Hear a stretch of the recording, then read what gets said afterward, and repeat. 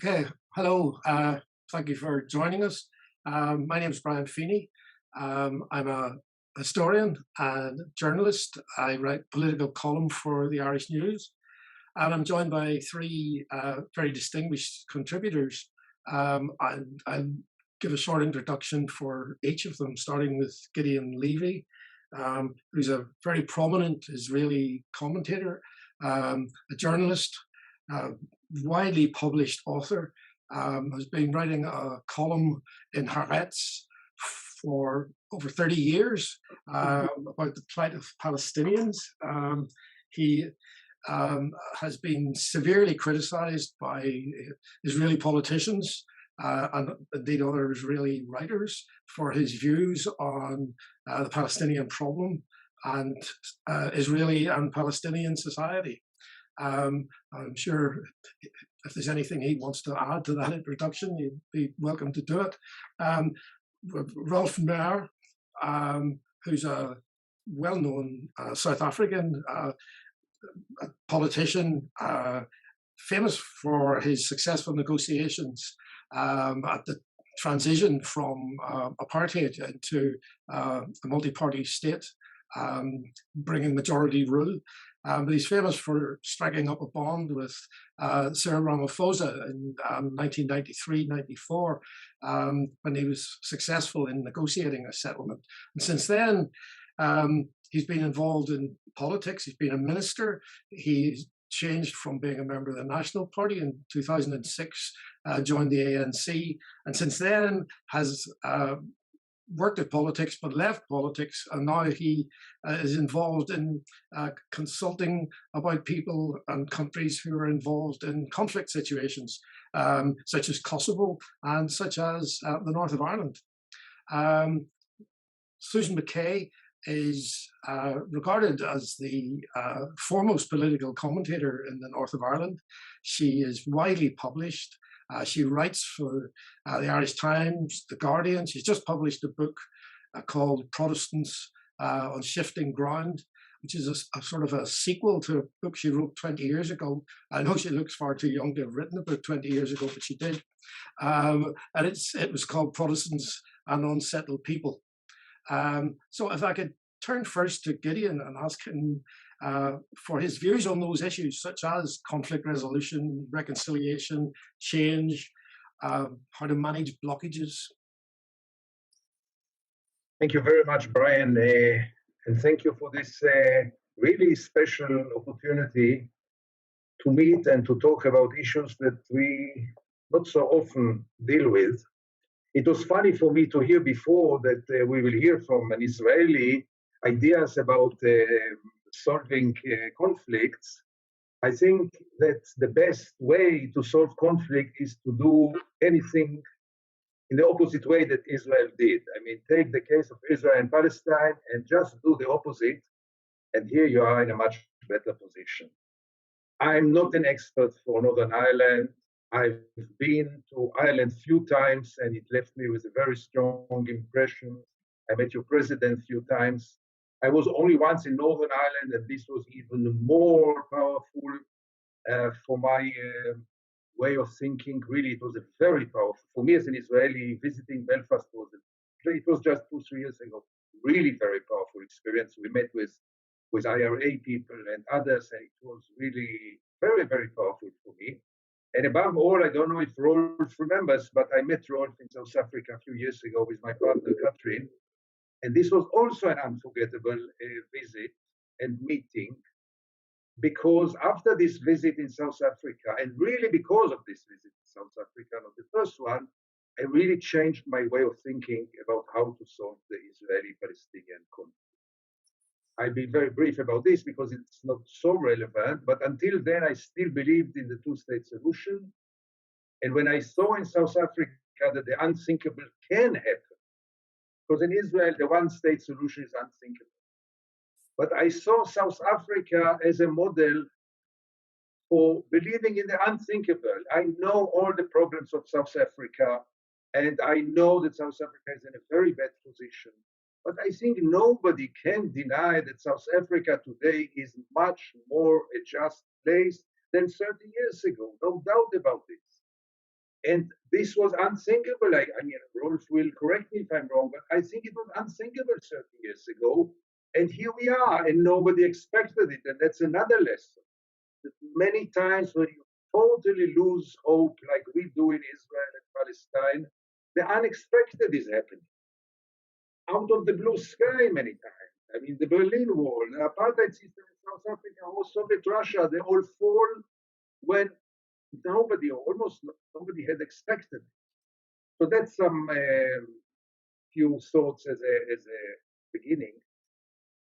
You see, I can talk much easier about our experience, Israelis and Palestine. And it's very different than the North Ireland issue. Even though my partner Catherine always said we just need to use the right term. If we had a Good Friday as a name for something, things would have been much easier. But Good Friday is in your place and not in ours. And Israel and Palestine are today in, I think, the worst condition ever, or the worst condition ever the state of Israel was established in 48. Because the worst happened. We had good times and bad times, and now came the time in which the Israeli-Palestinian issue is off the table. It's off the table, first of all, in Israel, which lives in a terrible denial, a society in an unbelievable denial that only people from the outside can see what denial we live in. I mean, the media, the government, the people. One big denial, nobody knows to know anything about what's going on half an hour away from our homes, and nobody is informing, almost nobody is informing about what's going on. And the international community seems sick and tired of this conflict, losing hope and having other issues now much more urgent, like immigration and environment. And I start really to get into a sense of despair. And what I thought for many years, that this will not last forever, I start to have doubts about it. I'm not sure. This apartheid state or this apartheid situation in which the Jewish superiority becomes a permanent characteristic of the regime we live, call democracy, might stay forever. The occupation might stay forever. I never thought so, but when apathy takes over, that's the worst stage. And I think that the international community is quite apathetic about what's going on in the Middle East, and I don't blame them. And Israelis are totally in denial. Palestinians are by far, the real victims are by far too weak, too divided, lacking leadership, lacking any kind of international support, and losing the spirit of struggle. I travel there on a weekly basis for, as you said, Brian, for over 30 years. They lost the spirit of struggle. Here and there, you see some demonstrations, but by and large, Israel crushed them, smashed them. They are bleeding, they are in jail, they are dead or tired. And we are in the worst state, which I think must be a red light for anyone who fights for any kind of issue all over the world. The biggest enemy is apathy. It's much worse than being against or in favor, having false solutions or having injustice. The worst is when this goes under the discourse, under the attention of anybody. We are in this stage. We must take into account that the two-state solution, which was for so many years the one and only solution, is not relevant anymore. Forget about it. I know that it's hard to forget about it. I know it's much more convenient to know that on the shelf we have this solution of two-state solution, and we just have to take it down and to use it, but it's not there anymore. I have my doubts if it was ever relevant for anything. Israel for sure never meant to go for it. But right now, with 700,000 settlers, with the Palestinians really living in Bantustans, there is no way to evacuate them. There will be no Israeli politicians who will evacuate them, and without their evacuation, there will never be a viable Palestinian state. There will be Bentustans, as I said, and this doesn't lead to any solution. And I think we have to change the discourse to stop talking about boundaries and settlements and all the old vocabulary, and to start to speak only about one thing, and this is equal rights. One person, one vote. And this was the lesson that I carried with me from my unforgettable visit in South Africa. And this is the only solution for Israel and Palestine. Right now, it seems unthinkable, as I said, and most of the Israelis and part of the Palestinians. The Palestinians support it much more than the Israelis. But for the Israelis, it's almost illegitimate to mention it, but because it's really a restart of everything. It's end of Zionism. It's a real reset of everything. But that's the only way to get to any kind of justice. And therefore, the model of South Africa is still, for me, a model to look upon, a model to learn and to study. And maybe it's also very, very relevant for Ireland. I mean, as I said, I'm not an expert, but nothing can explain me, or until today, nobody was able to explain me why should Ireland be divided. With you, it's much easier. It's one people, maybe two religions, but one people. So that's my contribution. Okay, thank you very much. That's very clear exposition on the problem in Israel and Palestine. We can turn to Ralph. I was in South Africa in 92, 93. I was sent by an American organization, and my job was to explain to the Zulus how to vote.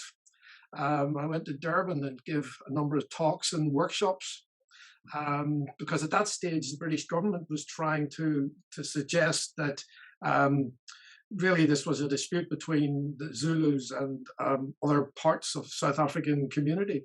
And well, I found it fascinating, considering what Gideon's saying, that people didn't have a vote and they didn't have the right to vote, and they didn't know how. Quite sophisticated people who had no idea what a polling station was like, and they were asking, what's inside? What do you do? However, I don't want to talk about me. It's more important to hear what Ralph Meyer has to say.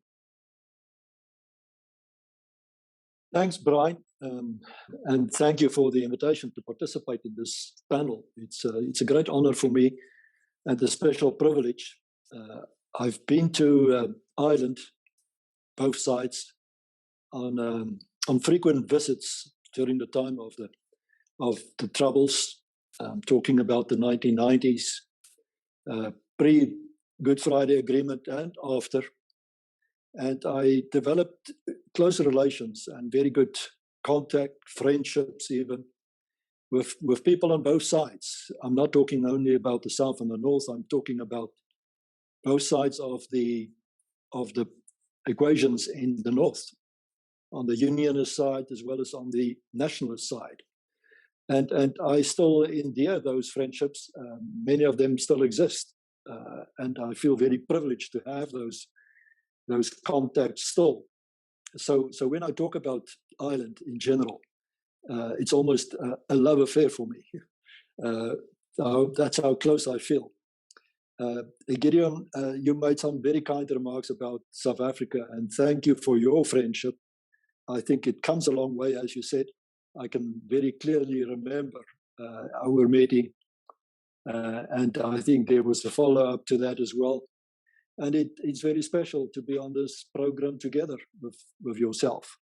And thank you again, like always, for your honesty and very, very sharp explanation of the situation as you experience it in all your endeavors, not only in your country, but also elsewhere. Let me start off by admitting that South Africa's problems are not completely over, as you have observed it in recent times, in recent weeks. The challenges in our country are still there, whether it's political, and I'm referring to the contestation within the ruling party, or whether it's economic and socio-economic. Much of what we still need to do relates to the socio-economic challenges that South Africa still face. We have huge problems with economic inequality, with poverty, unemployment, etc. And all of those have to be addressed in as much as we found the answers through the constitutional negotiations in the 1990s and delivered the constitution I think we can still be very proud of. The results with regard to the socio-economic transformation that were provided for in the constitution were not sufficiently attended to.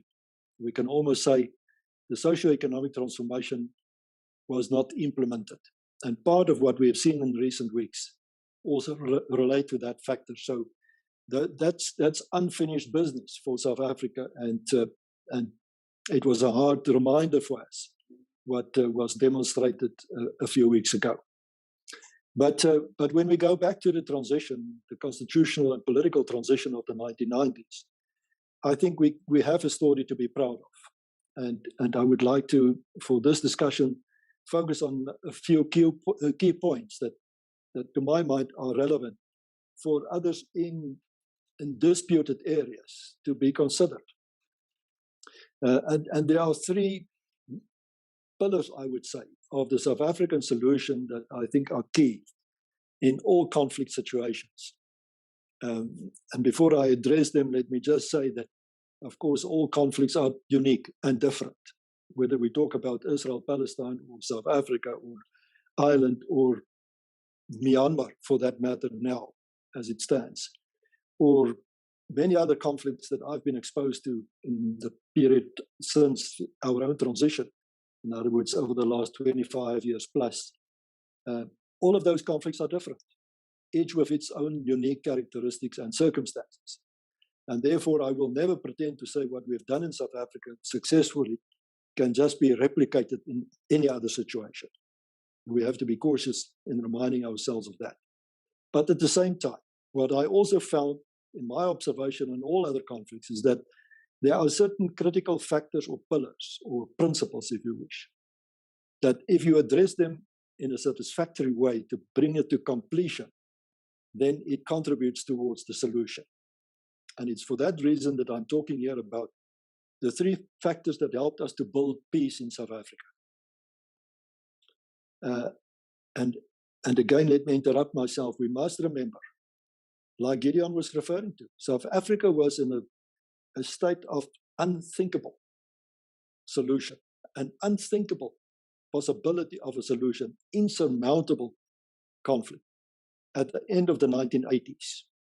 The whole world, including ourselves, were thinking that we are on our way to a civil war, a full-scale civil war in South Africa, without a solution. And we turned it around.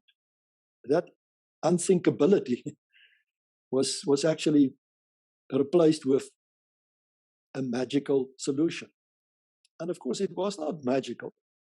It came about through hard work and clear direction by our leaders and people that have been working at it for years.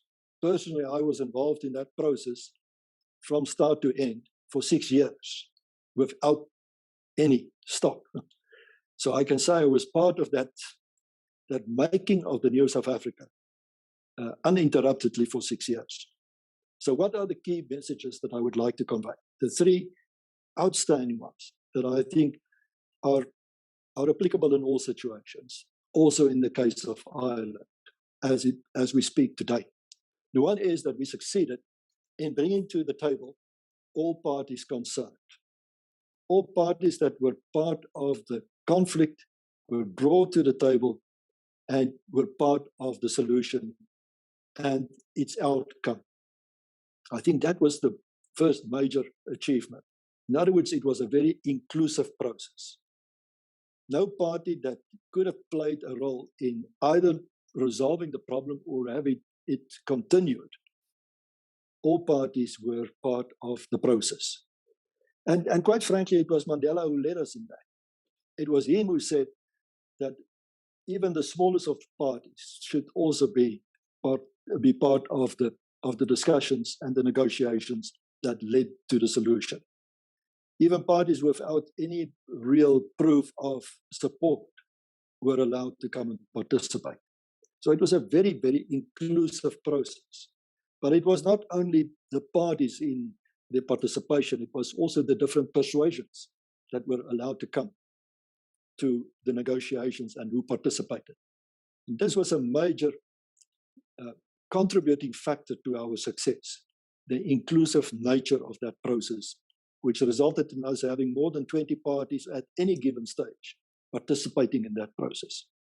And even those that would find at some stages it difficult to participate, their seats were kept open, so to speak. They had the right to come back, even if they had withdrawn at some points of the process. And in the end, they were all back in the participation of the first democratic election that was held in South Africa in April of 1994. The second point, the second pillar, I think that is key and that was fundamental in the solution, was the fact that we succeeded in building trust across the barriers, across the divides that existed. You were referring to the fact, or it was referred to in the introductions, to the fact that there was a happy relationship between Cyril Ramaphosa and myself. But that was not the case at the beginning. We started off as enemies for very clear reasons. The apartheid regime to which I belonged, which I was part of at the time of the start of the negotiations, were the oppressors. And Cyril belonged to those that were oppressed by that government. And the reality is that we were coming to the table together in a period where we were still hostile to each other, for good reason, from the side of the anti-apartheid movement that Cyril represented. So we started off as enemies and we ended up as friends. Until this day, we are friends. And I think this is a key factor of the South African process, that we succeeded in building that trust. But it helped us, the fact that we built that trust, helped us in overcoming not only the problems, but also develop a jointness, a collective vision about the future. Now we'll come back to that, but this is a very key point, the fact that we succeeded in developing a joint vision for the future. But it emerged out of the fact that we trusted each other to the extent that at some point during those negotiations, Cyril and I could say to each other, there's not a problem that we can't resolve. And can you imagine how strong that statement in itself was? Because it meant he depended on me and I depended on him to find the solutions. It was like a driving force in itself, that commitment and that belief and that level of trust that existed between us. The third point I would like to emphasize is the one what we did was built out of taking ownership, taking own responsibility for what the problems were, but also what we needed to resolve.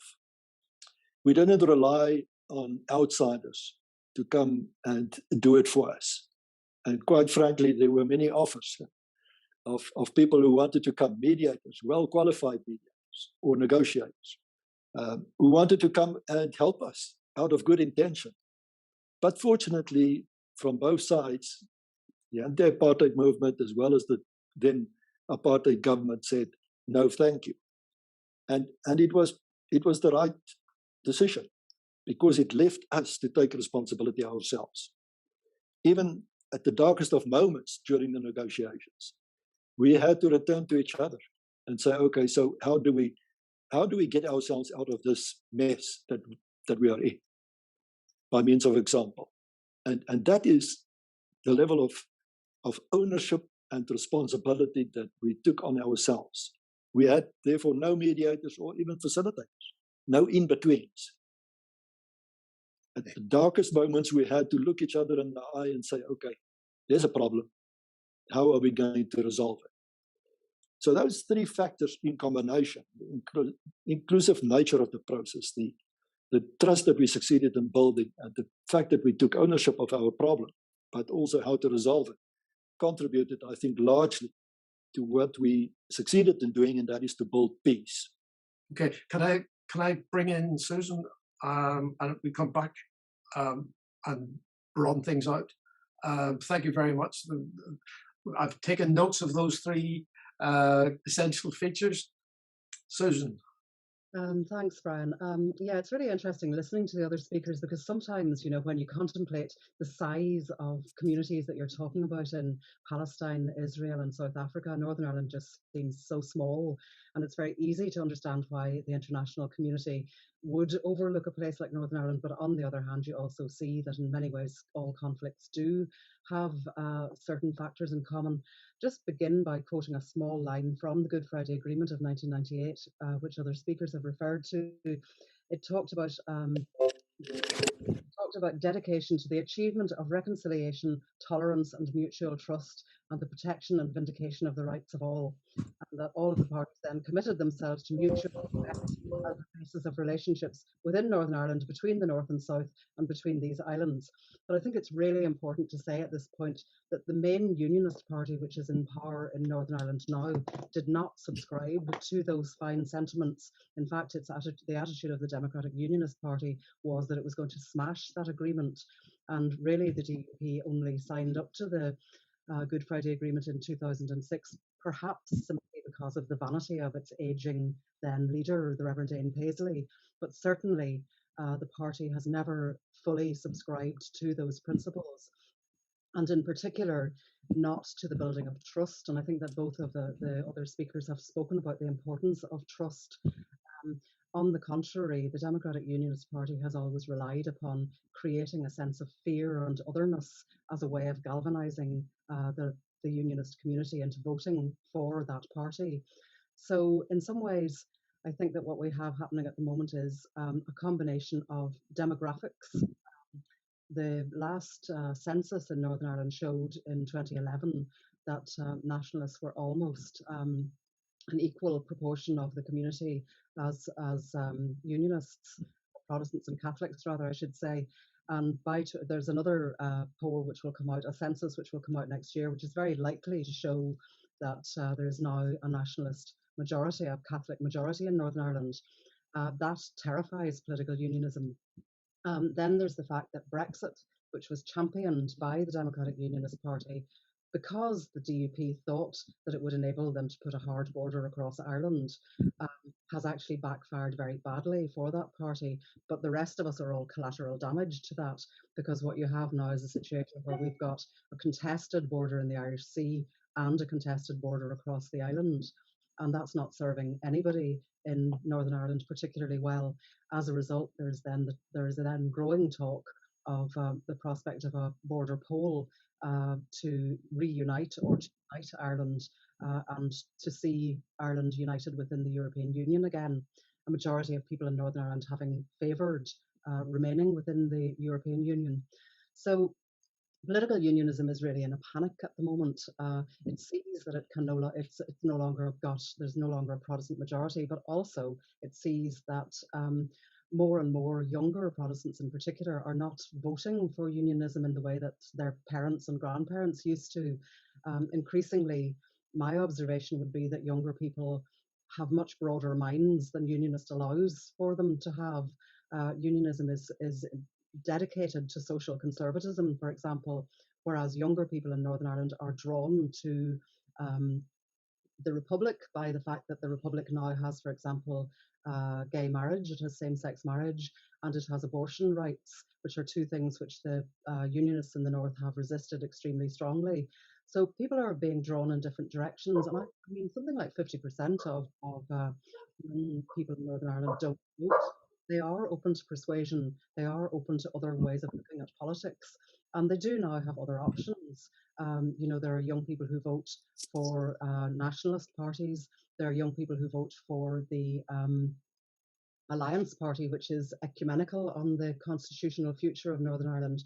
And there are young people who decide that their future is best achieved social movements, for example, feminism or climate justice movements, or indeed gay rights movements. And they look at the Republic and see that those things were changed in the Republic by social movements rather than by the politicians. So people are no longer necessarily going with the old notion that fear is the reason why you should vote in a particular direction.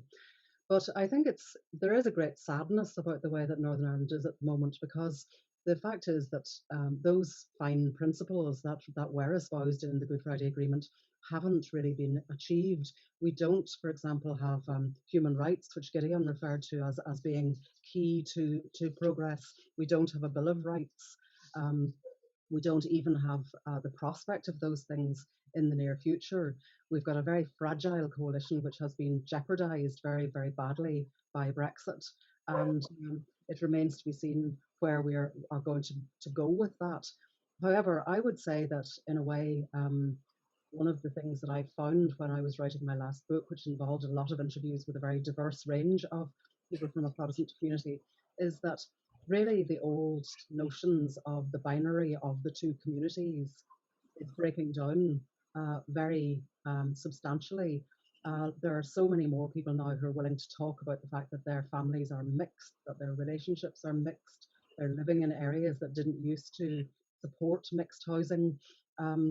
They're saying that they want their children to be educated in an integrated way.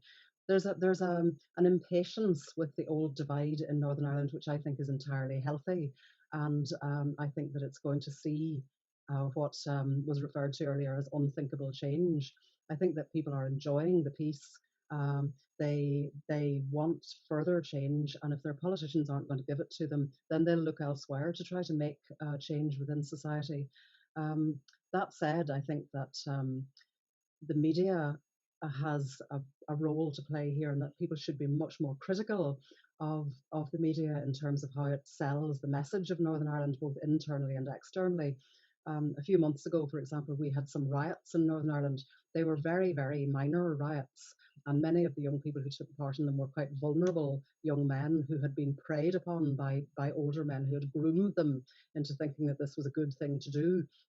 And those riots were wildly exaggerated in the way that they were reported, both nationally, locally, and internationally. It was made out that there was the prospect that the peace was breaking down, and it wasn't at all.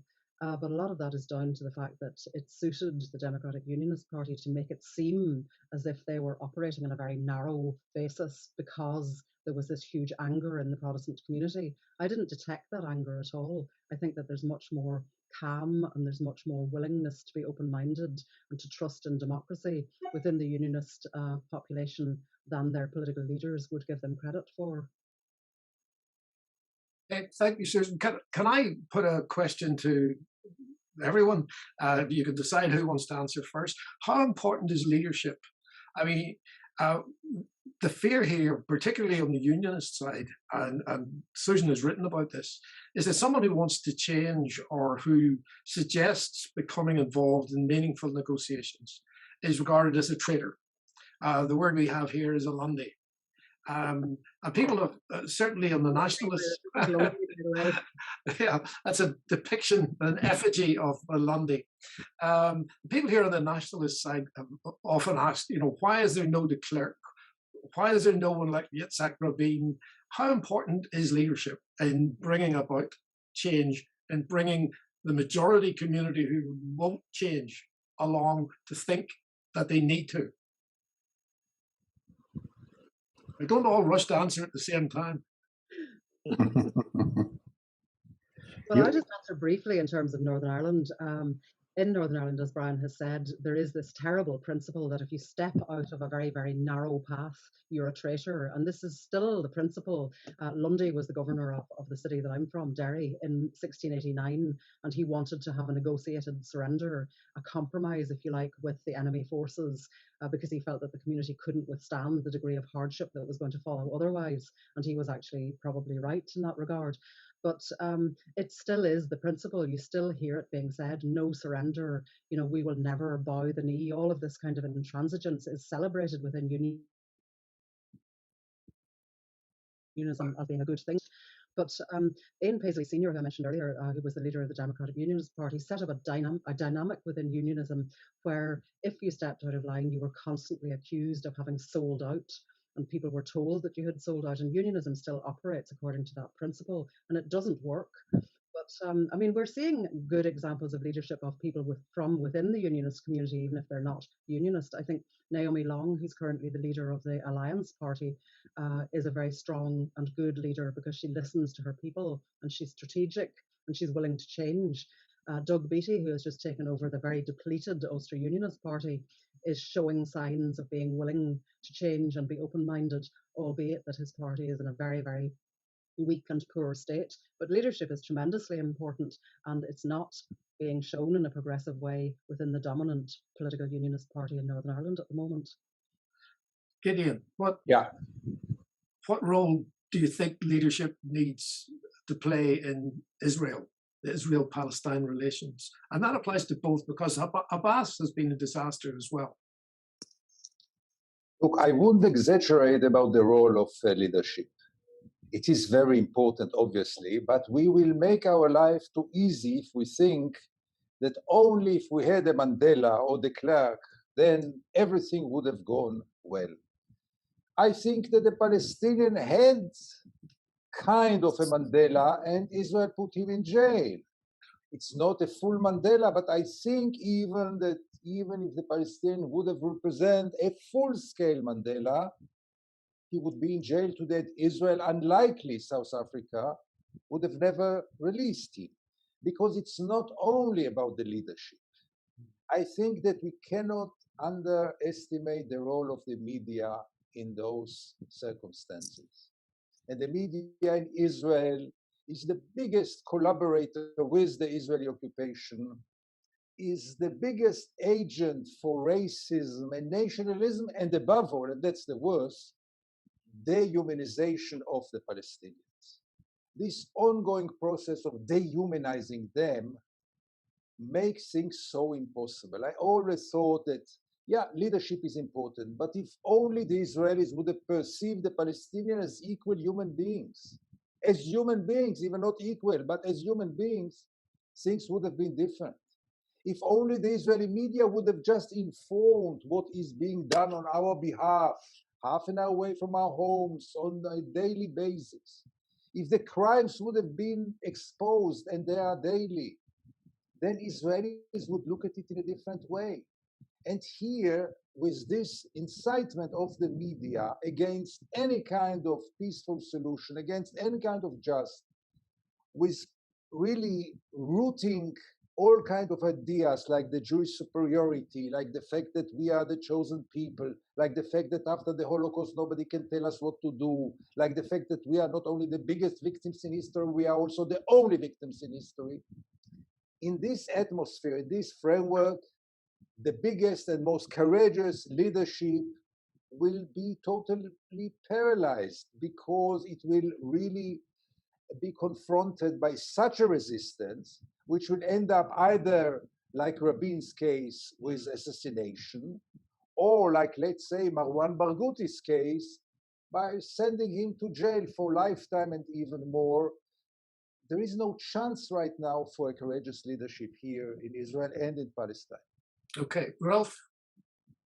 Yeah, I think there are two sides always to leadership. It can be positive or negative, Brian. We've seen it in South Africa. There was a leader pre de Klerk, P.W. Botha, who had all the opportunities to do the same as de Klerk, but he declined to do so. He had his own reasons for not releasing Mandela and for not starting the process of dialogue and negotiations. And then came de Klerk after the previous one, P.W. Botha, fell ill. F.W. came to the scene and immediately took on the positive leadership role that he did by releasing Mandela and starting the process. But there's also the general context I think we have to keep in mind, and that is that leaders can be pressurized through movement pressure from civil society in particular. We must remember that in South Africa, for a long time, it was unthinkable that we will start the change from the white side until the majority of South African white people started to realize there's a need for change.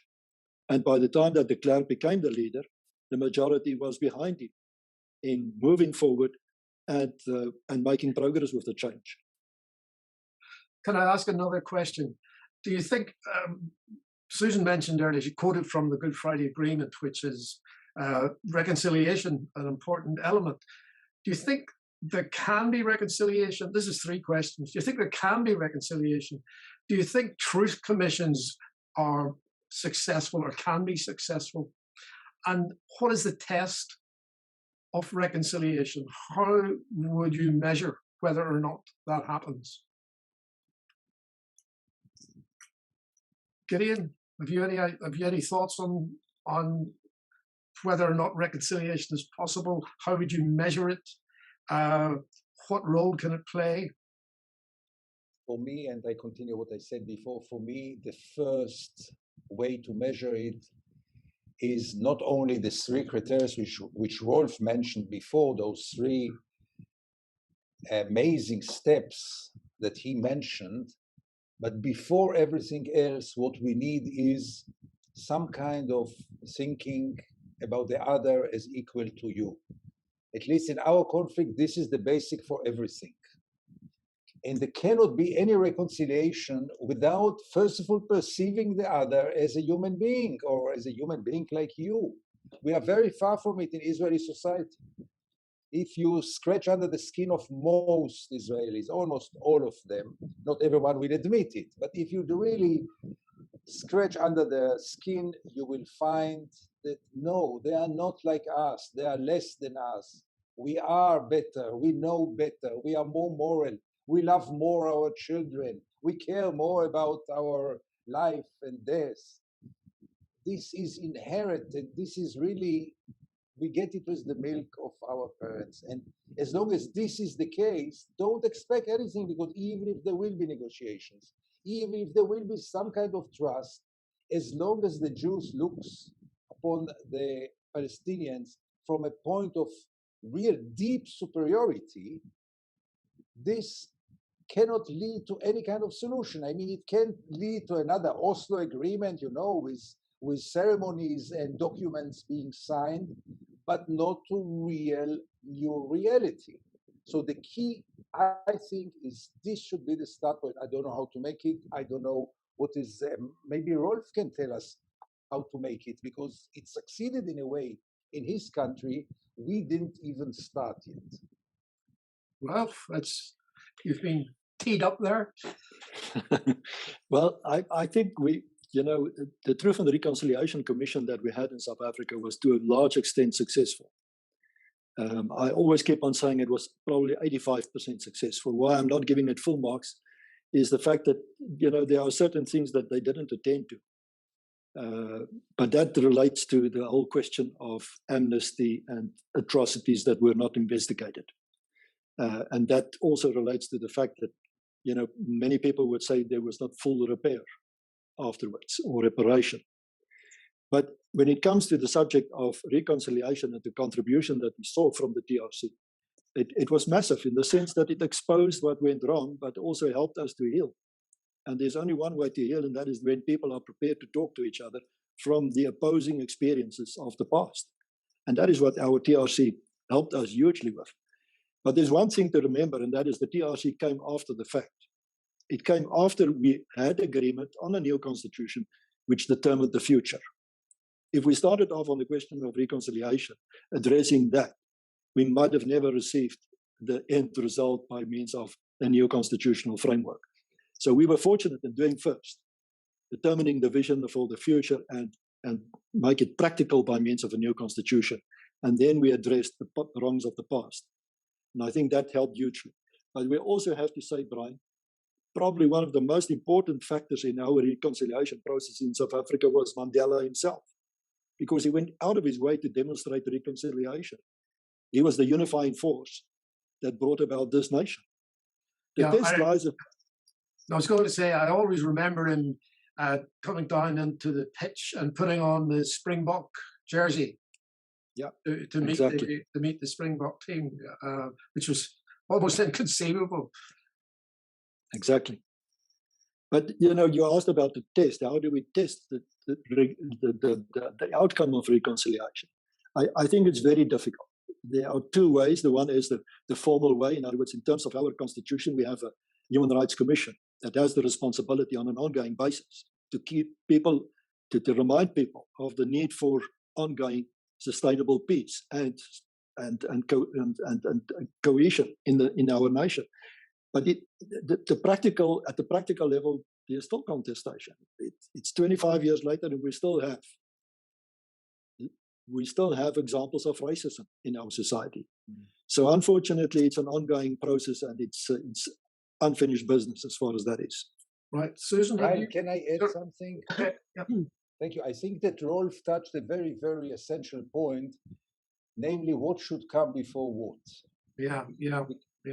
Because in Israel, there are quite few NGOs and civil society groups and others who think that let's meet together and start a reconciliation from the grassroots, and then peace will emerge somehow in a magic process. And I never believed in it. I mean, it's very romantic. It sounds wonderful.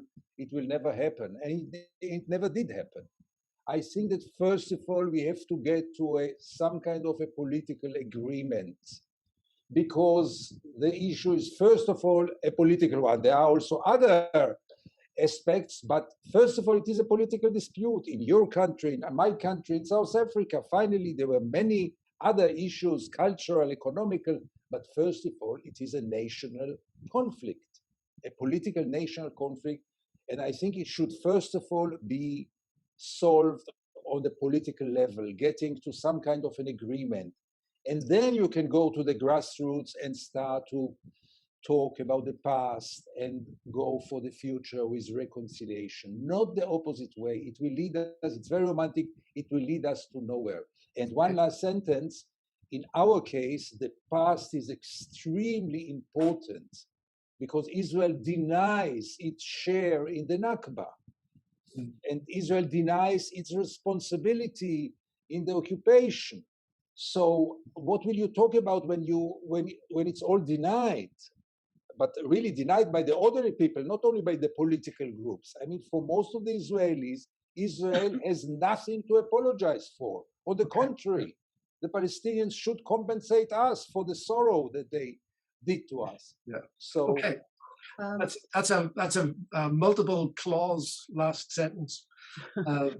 Yeah, I mean, in terms of Ireland, I think one of the problems that we have is that reconciliation is seen as being a soft word. You know, it is seen in the way that Gideon just described it as being sort of wishy-washy and idealistic and not based in reality. But the thing is, we did have an agreement. We did have a political agreement. It was supposed to be founded on reconciliation, but we never did the reconciliation. It was regarded as just something that would look after itself, and it didn't. Obviously, it didn't. But I think that it is certainly true that reconciliation has to be founded on strong, firm principles of human rights and equality.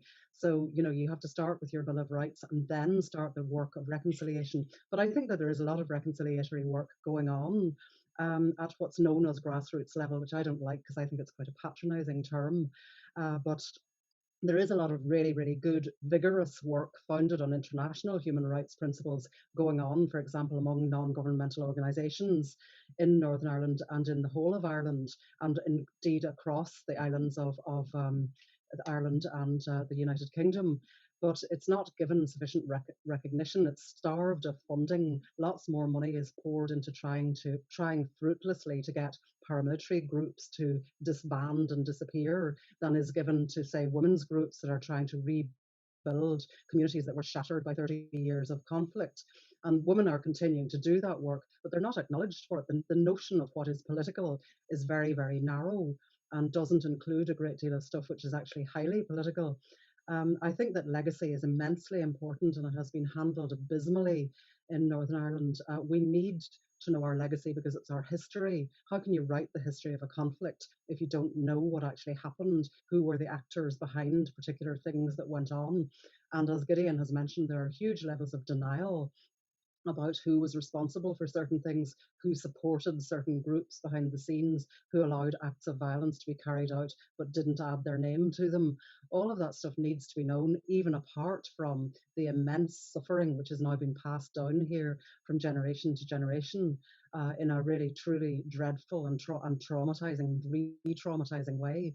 So we do need reconciliation. We need to recognise that the parameters in which reconciliation was possible were there. We need to make sure we reinstate them, and that we go with things like the Bill of Rights, which were supposed to be part of the Good Friday Agreement, and that we really enable all the really good work that's going on to come to some sort of fruition. One of the major problems we have here is about truth and reconciliation, or movement on legacy, is that one of the actors in the conflict, which is the British government, has opted out and is intending to stop all investigations, including current civil proceedings in court, for political reasons, really within the Conservative Party. But in the last 20 years, they have stymied a serious investigation because they have simply tried to deny the role that Secret Service, British Army, the British government played as an actor in the conflict. And when you've got an actor in the conflict as powerful as the British government, it's extremely difficult to bring about any kind of change. As Susan said, we did have an agreement, obviously, the Good Friday Agreement, and there was an opportunity to work on truth, legacy, reconciliation, but it never happened. I wonder whether you think, or have you any ideas about how it's possible to get the other actor, the Irish government and the British government, to move in and try to bring some kind of constitutional change that would give a final end to the problems. I mean, Rolf, what do you think? I mean, the British government, the Irish government, as far as they were concerned, when Sinn Féin and the DUP came together in 2007, that was it. And David Cameron, the next Prime Minister, and Enda Kenny, they just walked away in 2010 and left the place. I would think, Brian, from the perspective that I hold, and again, I'm sitting far away and I've not been that closely involved altogether in the last few years, but from where I'm sitting, I think there is a new dimension that needs to be addressed, which resulted from Brexit, unavoidably so. And I think both governments in that regard should talk to each other, at least in starting to address this and bringing about a result that can be to the benefit of both South and North, and the people living on the island. So my suggestion there would be back on the principles I've mentioned earlier, that this is a challenge that bring about the need for an inclusive approach. Yeah. All parties should be involved, and they should address it on the basis of mutual trust.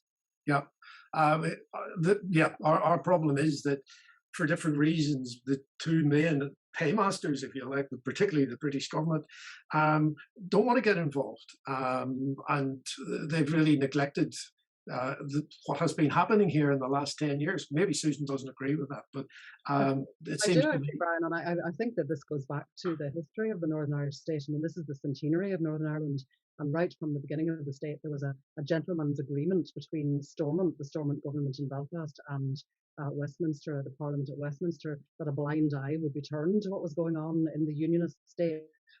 And the Republic has largely taken a similar throughout the history of Northern Ireland, of just sort of letting it go its own way and just being quite grateful that the violence and conflict wasn't going on south of the border. And I think old habits have died hard in that regard. I think that Brexit has caused immense damage and will continue to cause immense damage. But on the other hand, it may well produce a sense that maybe the future lies in a different constitutional arrangement. There are quite a lot of Protestants now who are thinking along those lines as well. I think that unionism hasn't shown the generosity and imagination to share the Northern Irish state, and therefore the next step in that equation may well be that they're going to lose it, and that we are going to move towards some sort of Irish unity. But in that context, the Irish and British governments are going to have to play a part in making sure that that happens in a peaceful and democratic way, so that nobody can claim that they have been coerced, and nobody can claim that they voted for something that they didn't understand. See, Rolf was saying that, you get all the parties around the table. One of the problems is that the Irish government, the current Irish government, or at least the Taoiseach, the Irish Prime Minister, has said there isn't going to be any movement, any constitutional change, any border poll for 5 years. And many people think that the way to get all the parties around the table is to have a citizens' assembly, which proved very successful in moving things like same-sex marriage and abortion. But the Irish government just does not want to get involved in any of that as a way to get all the parties round the table. And I don't mean all the political parties. I mean interested parties that are picked off the electoral register, as the Citizens' Assembly did, or the government did for the Citizens' Assemblies.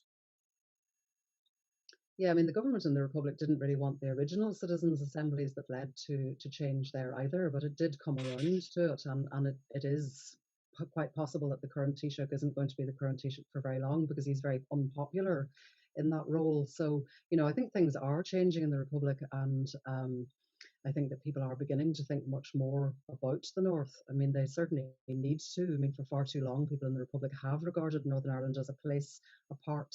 I think one of the good sort of spin-off side effects of Brexit was that it made us realise how disadvantaged the border region had been by partition, which is actually about a swathe of about a third of the country. You know, it's peripheral to Belfast, it's peripheral to Dublin, and it's got a border running through it. You know, so I think that there are potentials for change there, but what everybody learned from Brexit was there's no point in having a poll if you don't make the proper preparations for it. And citizens' assemblies certainly, as you say, did prove very important in changing the Republic. But I think we should also we should be much more aware in Ireland of international conflicts and of the lessons that we're hearing about from places like Israel and Palestine and South Africa, because you know, we are very insular in Northern Ireland. We tend to expect everybody to understand us without us ever looking outside of ourselves to see how things have been done elsewhere. Right. Well, I think Susan gets the last word. We're going to have to draw this to a close. Thank you very much for the insights that you gave. I have taken notes. I think both Ralph and Gideon made very important fundamental points. And I thank Susan for her penetrating contribution as usual on the matters of Northern Ireland. So it was a pleasure to be with you all. Thank you very much.